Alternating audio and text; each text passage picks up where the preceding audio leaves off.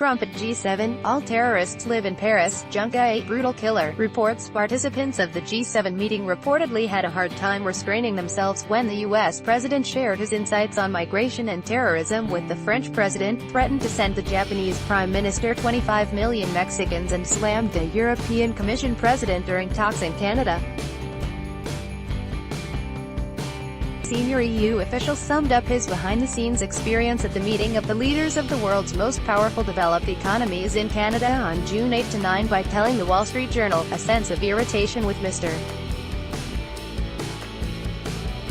Trump could be felt, but everyone tried to be rational and calm. According to the report, the U.S. president got into debates about trade issues and immigration, and went as far as to reproach Japan's Prime Minister Shinzo Abe. Read more, Shinzo, you don't have this problem, but I can send you 25 million Mexicans and you'll be out of office very soon, Trump allegedly said Abe. Attendees were also taken back by what he reportedly told France's President Emmanuel Macron amid discussions about counter-terrorism in Iran. You must know about this, Emmanuel, because all the terrorists are in Paris, Trump told Macron, according to the WSJ. The U.S. president also reportedly took aim at European Commission President Jean-Claude Juncker, who criticized Trump for his tariff policy. He called the top European official a brutal killer for the way the European Union treats the U.S. tech giants.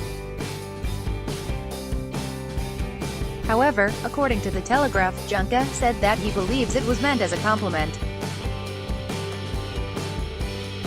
Read more, summit did not overcome discords, G7 nations release joint communiqué. The White House and the U.S. president himself, however, have yet to comment on the media report.